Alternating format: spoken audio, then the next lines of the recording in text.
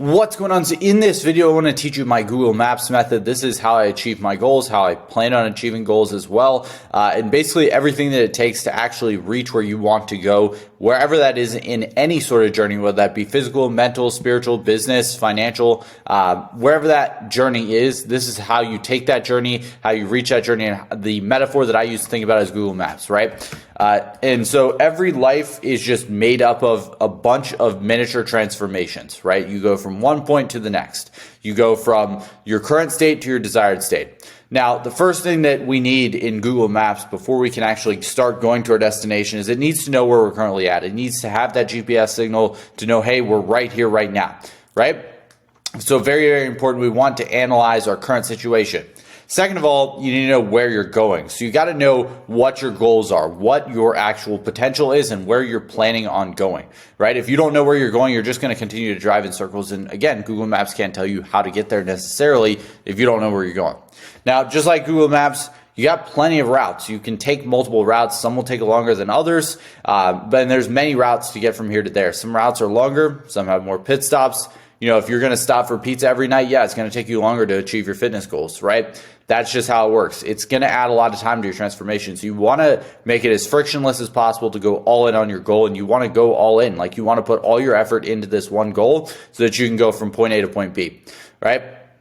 You also are going to need to stop every little while to refuel, right? That is something that, you know, I try to fight burnout. I don't think that burnout's necessarily a real thing. I don't ever really feel necessarily burnt out. I just feel like I don't have stuff to do. And so I found that whenever I'm burnt out, it's when I just am not busy. I don't have a ton of stuff to do. And so I just need to find more things to do to fill my time. I found that that works really well. Now, when I'm burnt out is typically the times when I'm sitting there on YouTube, watching TV, that kind of thing.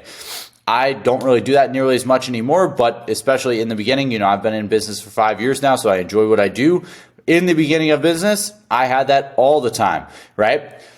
Very, very important that you stop to refuel. And this can be also, you know, a metaphor into sleep, right? You need to get good sleep. You need to focus on your health. You need to refuel your mind, your muscle, and your body, right? Like all of your body, you need to refuel that. You need to refuel your muscles. You need to refuel your mind. You need to stick to a diet. And this isn't just a diet of, hey, what you put in your mouth. It's also a diet of what you put in your mind and what you put in your body as well. So that is kind of a, you know, side thing, but you do need to stop to refuel, right?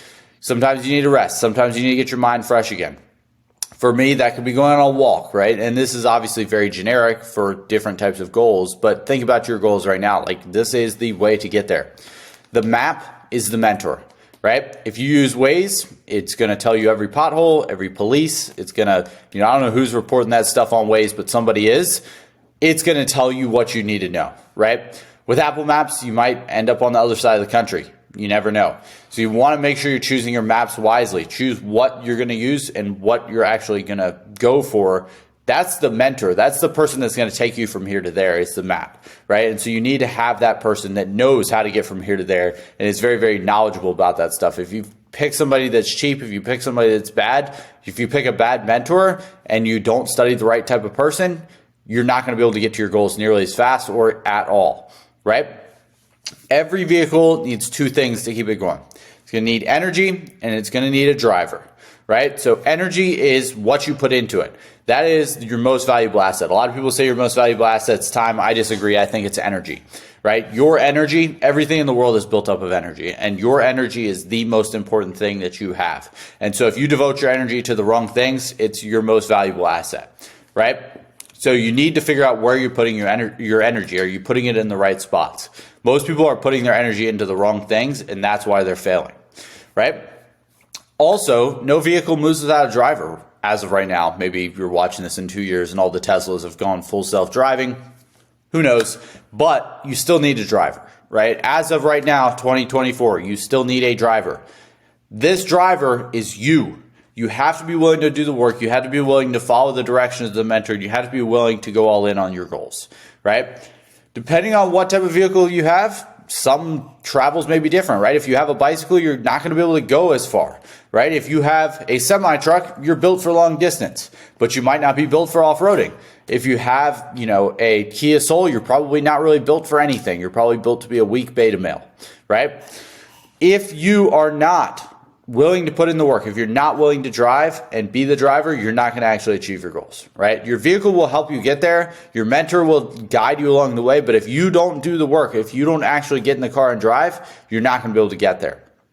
Now, you got to pick what vehicle you have, right? Do you want something tactical? Do you want something fast? What do you want? And that is, the vehicle is like your business model, right? Your vehicle is what you're actually doing, your business model itself. If you have a sports car, you're going to move faster, but you're more likely to get pulled over. So if you try to go too fast, you might get pulled over, right? If you get pulled over, and that's going to cause you to slow down even more. It's like the tortoise and the hare. I think that's what it's called. I don't know.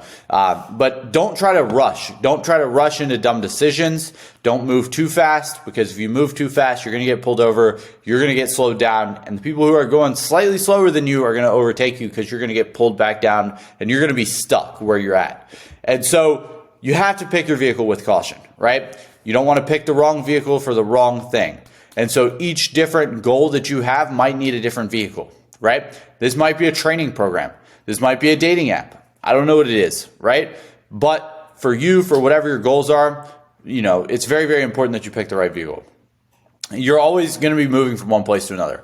Once you get to your destination, you have to be able to reanalyze your situation and say, hey, it's time for me to go back and recreate again, right? It's time for me to go back and restart on a new journey and go through the motions yet again, right? And so I think that's the part where most people miss. A lot of people do get to their goals. A lot of people are very, very successful, and they do get to their goals, but they get to their goals and they take their foot off the gas. If you take your foot off the gas, you're not going to keep moving. You're going to slow down, and it's very, very simple. You're not going to get to your next goals.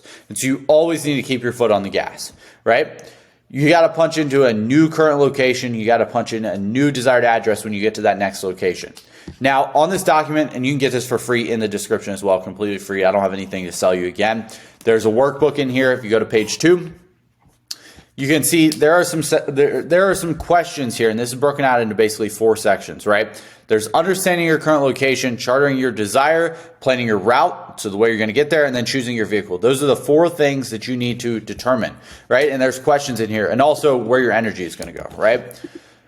So those are the 5 things that you're going to need. Go through, fill out this document. I know this can change your life. It completely changed mine. This is something that I made a while back to kind of help me navigate my lifestyle, but actually wanted to write it out for you so that you can understand this and get a takeaway from it, because I know this changed my life and I know it can change yours as well. You just have to start thinking of things differently. And this is how I think of setting goals and actually reaching the transformations that I want to have.